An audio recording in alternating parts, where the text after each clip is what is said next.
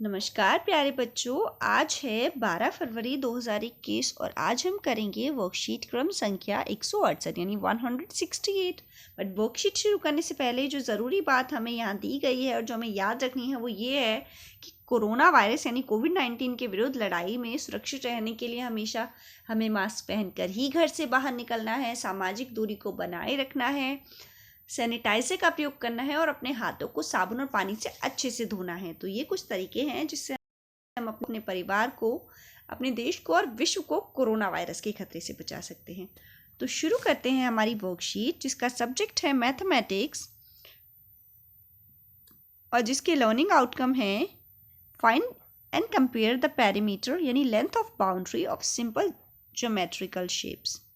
यानी हम जो सिंपल ज्योमेट्रिकल शेप्स होती हैं यानी सर्कल, ट्रायंगल, रेक्टेंगल और भी यहाँ पे जो शेप्स दी गई हैं उनकी लेंथ ऑफ बाउंड्री यानी बाउंड्री की लेंथ को पता कर पाएंगे और साथ में दो शेप्स की बाउंड्री लाइन में, बाउंड्री लेंथ में हम कंपेयर कर पाएंगे। तो शुरू करते हैं हमारी वर्कशीट एक इम्पॉर्टेंट डे के साथ। तो हमारा डे है राष्ट्रीय उत्पादकता दिवस, जिसे हम इंग्लिश में बोलते हैं नेशनल प्रोडक्टिविटी डे। तो ये कब मनाया जाता है? आज के दिन यानी 12 फरवरी के दिन।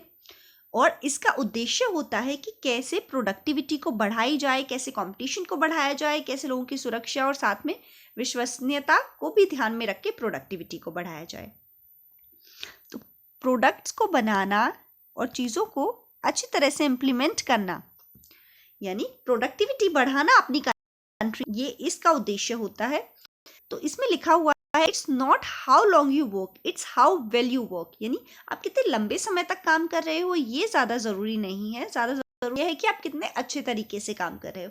यानी अगर आप पढ़ाई कर रहे हो लेकिन आप पढ़ाई 4 घंटे बैठ के कर रहे हो लेकिन आपकी प्रोडक्टिविटी कुछ नहीं आ रही, आपका ध्यान किन्हीं और बातों में है, आप पढ़ाई पर ध्यान नहीं दे रहे हो, तो इससे इतनी ज़्यादा टाइम देने का कोई फ़ायदा नहीं है। बात है कि आप काम कितने अच्छे तरीके से कर रहे हो, यानी प्रोडक्टिविटी उसका लेवल क्या है, यानी उसे कितना आउटकम आ रहा है। That is the main M of this day. तो ये मनाया किसके द्वारा जाता है? राष्ट्रीय उत्पादकता परिषद यानी नेशनल प्रोडक्टिविटी काउंसिल के द्वारा। तो भारत में उत्पादकता बढ़ाने यानी प्रोडक्टिविटी बढ़ाने, कंपटीशन बढ़ाने, लाभ, सुरक्षा और विश्वसनीयता बढ़ाने और बेहतर गुणवत्ता सुनिश्चित करने की दिशा में समाधान प्रदान करने के लिए काम करता है।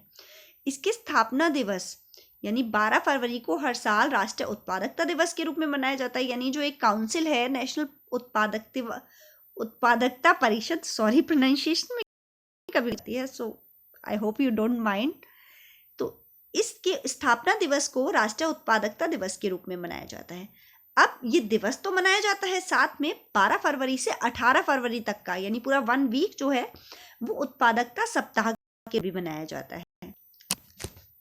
तो आपको इसके बारे में इंफॉर्मेशन मिल गई होगी। तो अब शुरू करते हैं हमारी वर्कशीट जिसका टॉपिक लिखा है खेत और बाढ़। तो राजू के पिताजी और चाचा जी किसान हैं यानी फार्मर्स हैं। वो गांव में रहकर खेती करते हैं। इस साल उन्होंने अपने अपने खेतों में बाड़ लगाने के लिए बाहर बाड़ लगाने के बारे में सोचा, जिससे जानवर उनकी फसल खराब ना कर सके। तो दोनों के खेत कुछ इस प्रकार दिखते हैं। तो यहाँ हमें 2 खेतों की पिक्चर नजर आ रही है।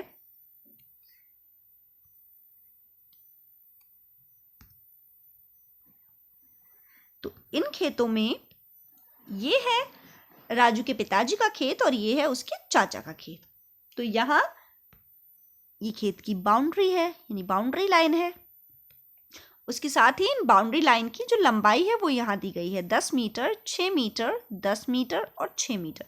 क्योंकि हमारा खेत जो है वो रेक्टेंगल शेप में है, आयताकार शेप में है, तो इसके आमने सामने की जो साइड है उनकी लेंथ बराबर है। यहाँ 10 है तो यहाँ भी 10 है और यहाँ 6 है तो यहाँ भी 6 है।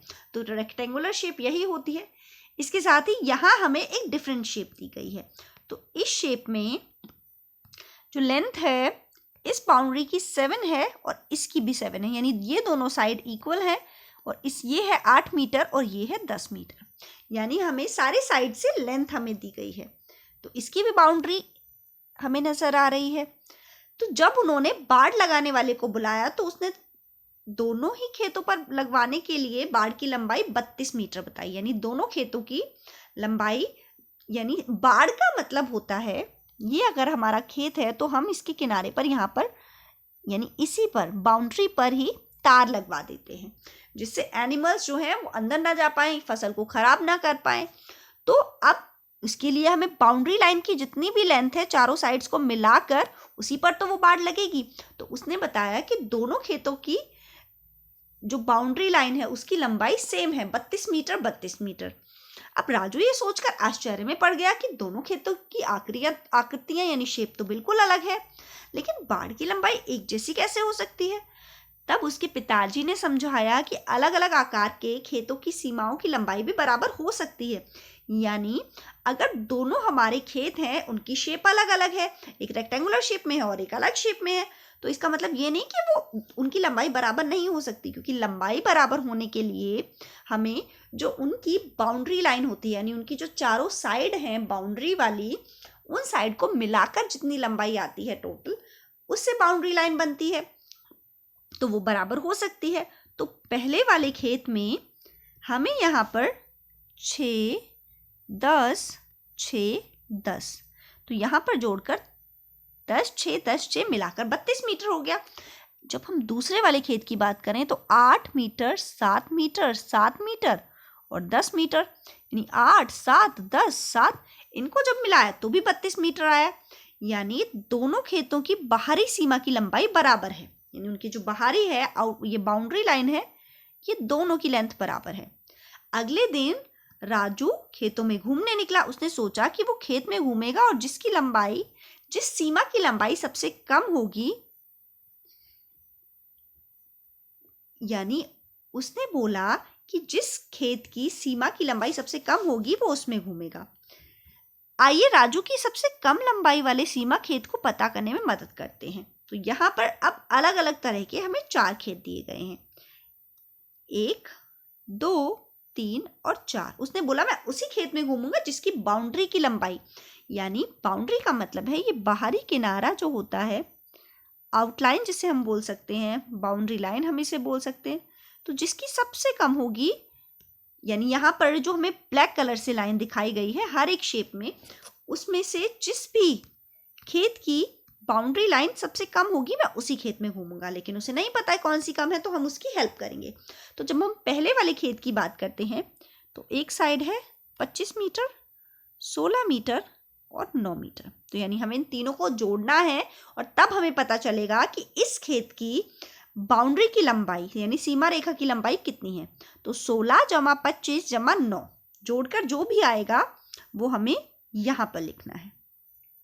अब आते हैं इस वाली पर, शेप नंबर 2 पर।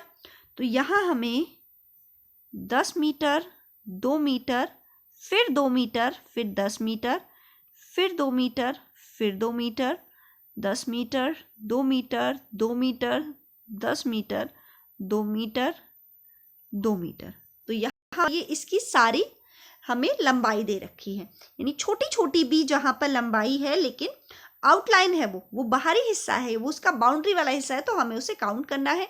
यानी जब हमें इन सब को मिलाकर प्लस करना है, तो यहाँ मैं आपकी थोड़ी सी हेल्प कर देती हूँ। 10 + 2 + 2 + 10 + 2 + 2 + 10 + 2 + 2 + 10 + 2 + 2 + 10। तो इसके लिए आपके लिए सबसे इजी मेथड ये है कि आप जितनी बार भी 2 लिखा है आप काउंट कर लें कि टोटल कितनी बार 2 लिखा है। तो 2 जितनी बार भी लिखा होगा आप 2 से उस नंबर को मल्टीप्लाई कर देना, तो इसका मतलब हो जाएगा कि हमें 2 वाली साइड की सारी पता चल जाएगी। और ऐसे ही 10 कितनी बार लिखा है टोटल, 1 2 3 4, यानी 10 4 बार लिखा है तो हम 10 को 4 से मल्टीप्लाई कर देंगे तो 10 4 = 40 हो जाएगा। ऐसे ही 2 जितनी टाइम लिखा है हम उस नंबर को 2 से मल्टीप्लाई कर देंगे तो हमारे पास एक नंबर आएगा। तो 40 में हम उस नंबर को प्लस कर देंगे तो हमारे पास इसकी टोटल लंबाई हमें मिल जाएगी। अब इस वाली शेप में हमें 4 साइड दी गई हैं, 13 8 13 और 8। हम इन चारों को जोड़कर लिखेंगे तो हमारे पास इस खेत की लंबाई आ जाएगी। साथ ही इसमें 10 10 10 10 10, यानी 10 10 लंबाई की 5 साइड दे रखी हैं, तो हम इन पांचों को जोड़कर यहाँ पर लिखेंगे जो हमारे पास 50 आने वाला है। तो अब जब हमने सारा प्लस करके देखा तो हमें पता चला कि खेत नंबर 1 की लंबाई सबसे कम है, तो आपको बतानी है कि वो कितनी लंबाई है। साथ ही आपको इस कार्यपत्रिका को अपनी अभ्यास पुस्तिका में यानी आपको अपनी मैथ्स की वर्कबुक में पेज नंबर 152 एंड 153 भी करने हैं, ताकि आपकी और प्रैक्टिस हो जाए। साथ ही अभिभावकों के लिए सुझाव है कि वो फसल उगाने के लिए किसानों द्वारा की गई कड़ी मेहनत के बारे में बच्चों को बताएं और उन विभिन्न तरीकों के बारे में भी बताएं जिनसे भोजन बर्बाद होने से बचाया जा सकता है। यानी जिस खाने को उगाने के लिए, हमारी थाली तक पहुंचाने के लिए किसान इतनी कड़ी मेहनत करते हैं, तो हमें तो उस खाने को वेस्ट नहीं करना चाहिए। तो ऐसे कौन कौन से तरीके हम अपना सकते हैं जिनसे हम खाने को वेस्ट होने से बचा सकते हैं, आपको इस बारे में अपने बच्चों से डिस्कशन करना है। So thank you. ये थी हमारी आज की वर्कशीट क्रम संख्या 168।